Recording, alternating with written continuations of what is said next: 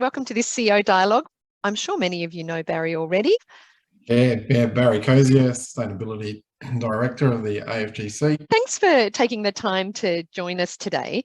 Barry and I wanted to be able to share with you where we're up to with the National Plastics Recycling Scheme, which is our soft plastics initiative, and excitingly, the trials that we're going to be launching for curbside collection later this year.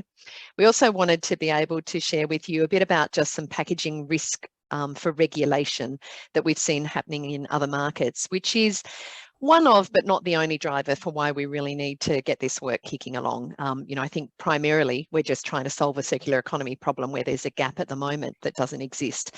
But we are also conscious that when you look at regulation overseas and government-run schemes, they are a lot more expensive. So much better that we're ahead of this and showing leadership as an industry to drive an outcome that's actually much needed.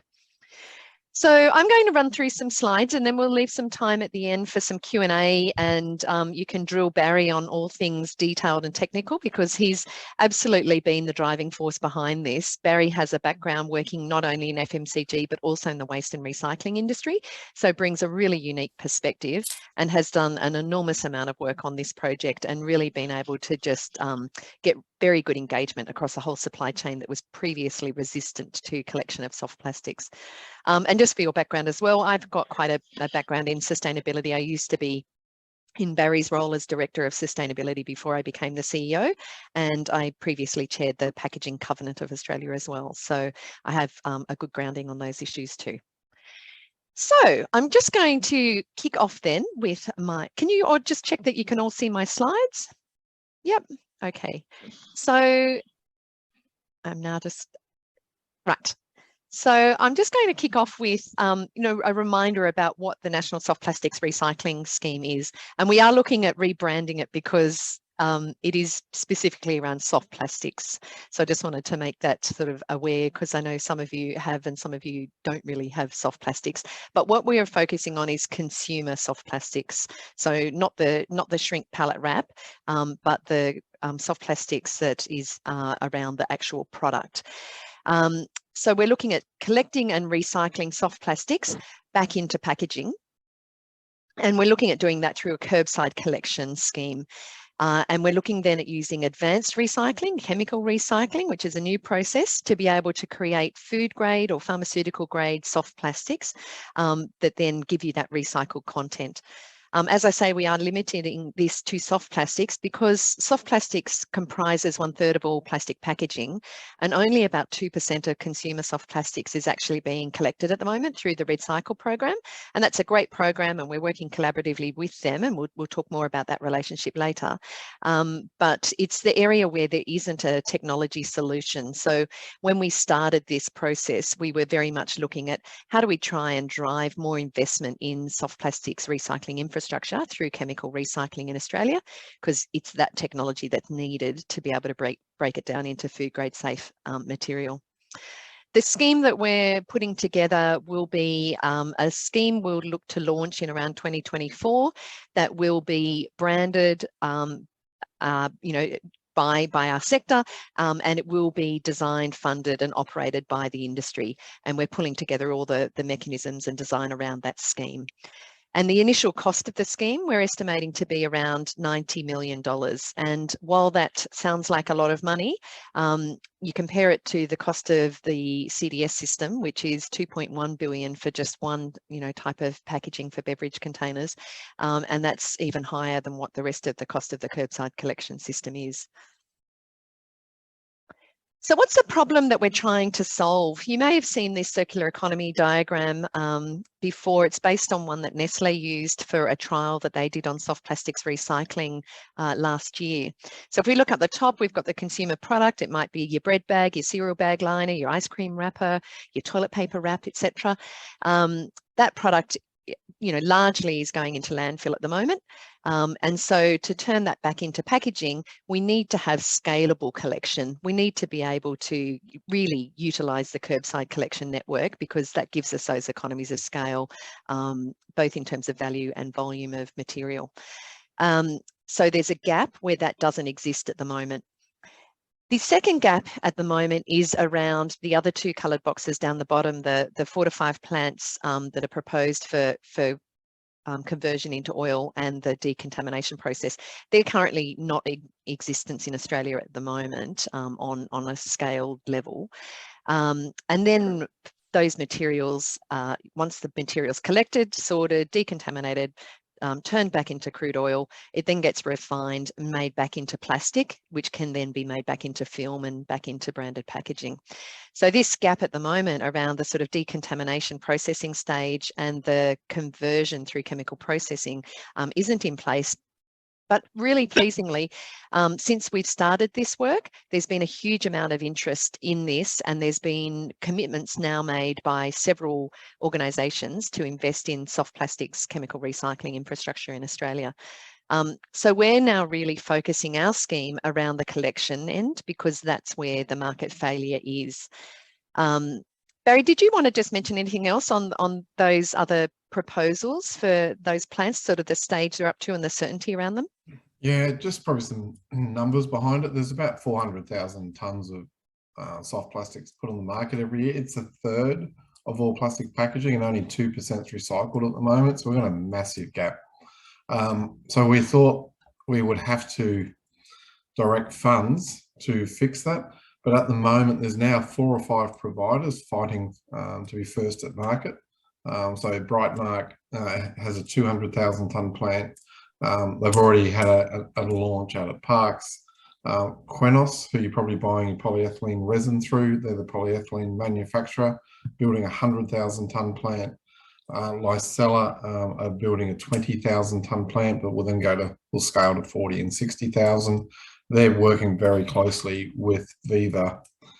Plastics are now called, the old LyondellBasell. So there's vertical integration happening in that part of the supply chain. And now there's more capacity almost than we have supply. So it's a pretty good problem to have. And a lot of those are coming online around 2024, 25? Yeah, 24, 25, yeah. Yeah, yeah. So what have the AFGC been doing over the last couple of years? So we received a grant from the federal government under the previous federal government under the Product Stewardship Investment Fund.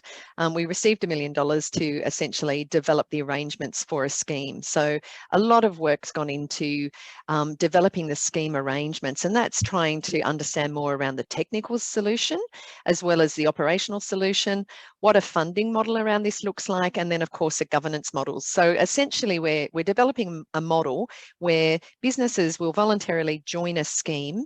That scheme will have a fee attached to it, which will be a cents per kilo of packaging you put on the market.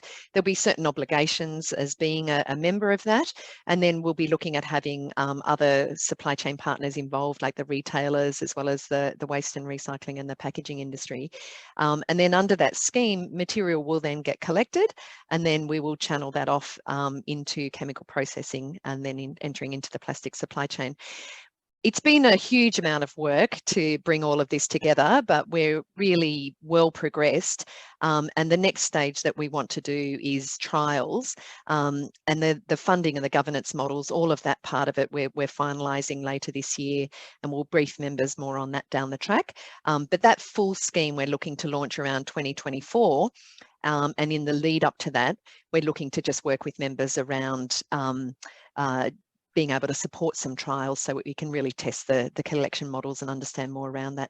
The other work we've been doing is engaging stakeholders and building support. So Barry's been talking at a lot of waste conferences, and he's gone from being in a back room with, given a secondary speaking slot with not many people along to actually chairing a panel at a waste industry conference and talking all about this. And the amount of interest and enthusiasm has really grown.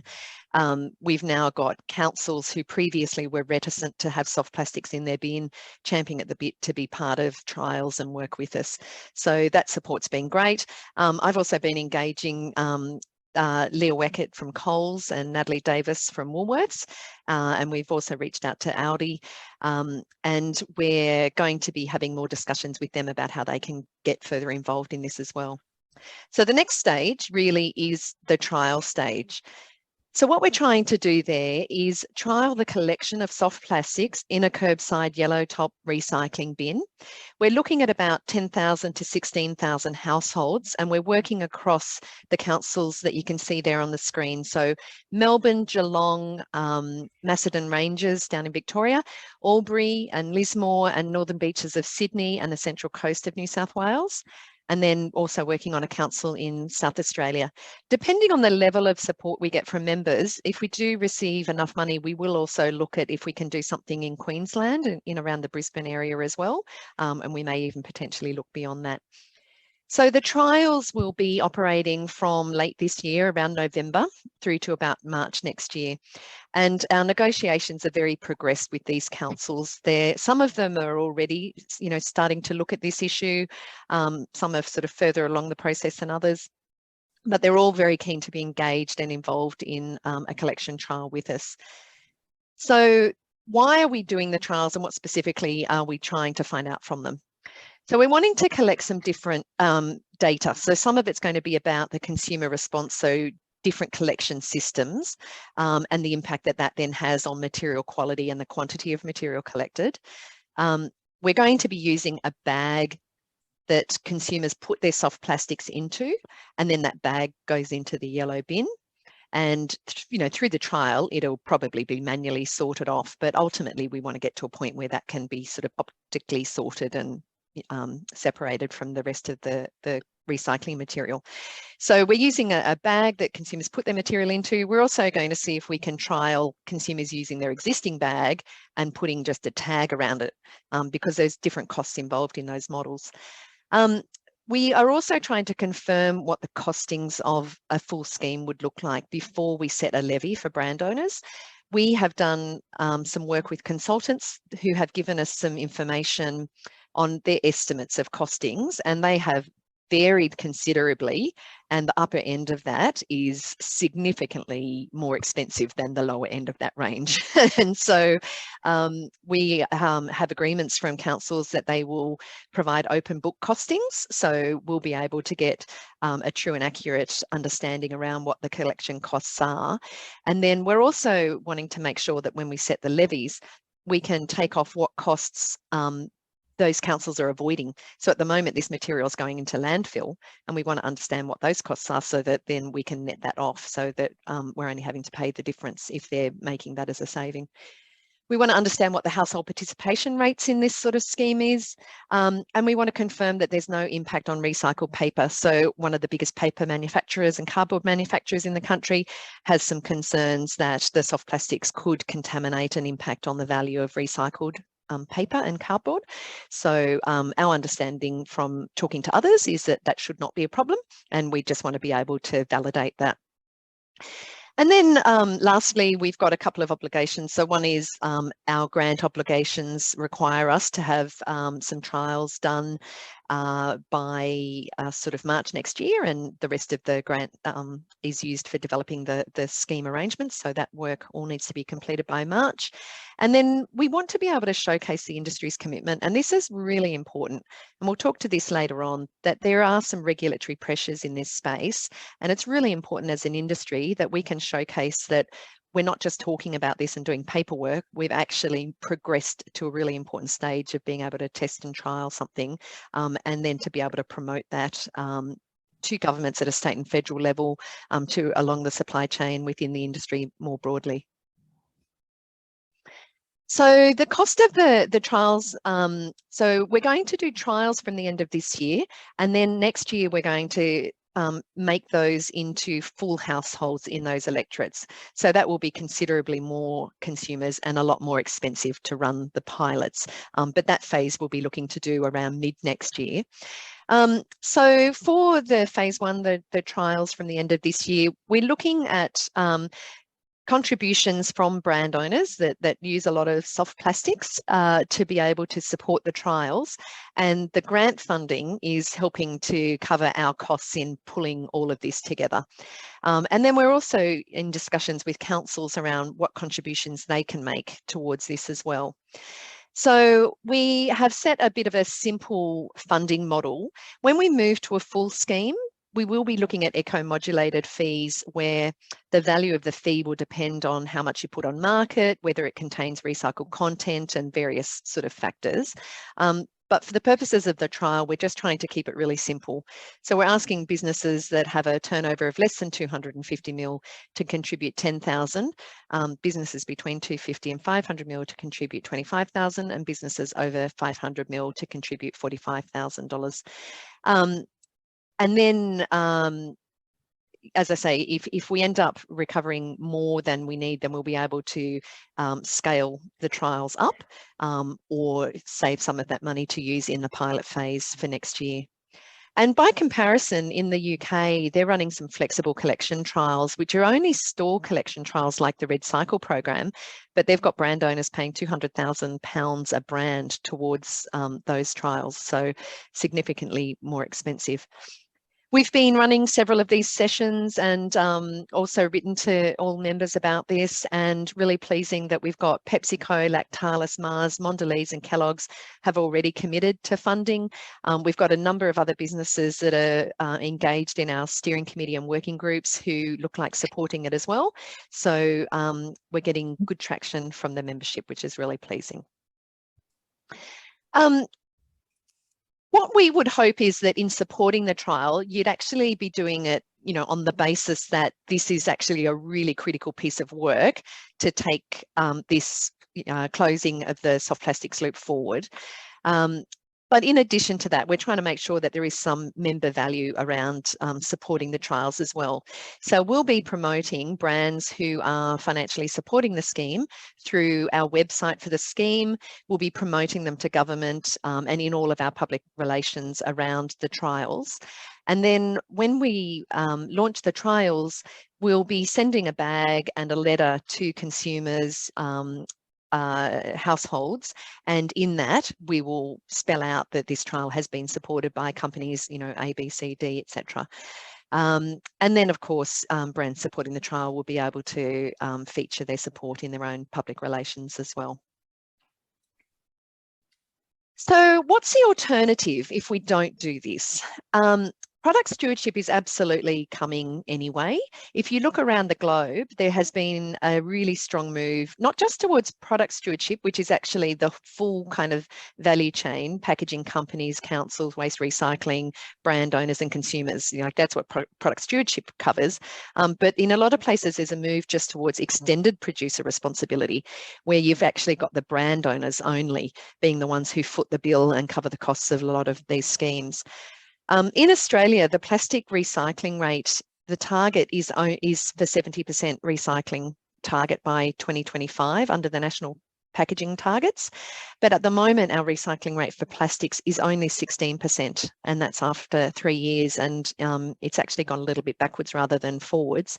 And the soft plastics, as we've said, is only a couple of percent. A few years ago, there was a mandatory product stewardship bill that was proposed in the Australian Parliament on plastic packaging and looking at making the national packaging targets mandatory. And that only missed out on getting up by 1 vote in the Parliament. And now we've got the ALP and the Greens holding a majority.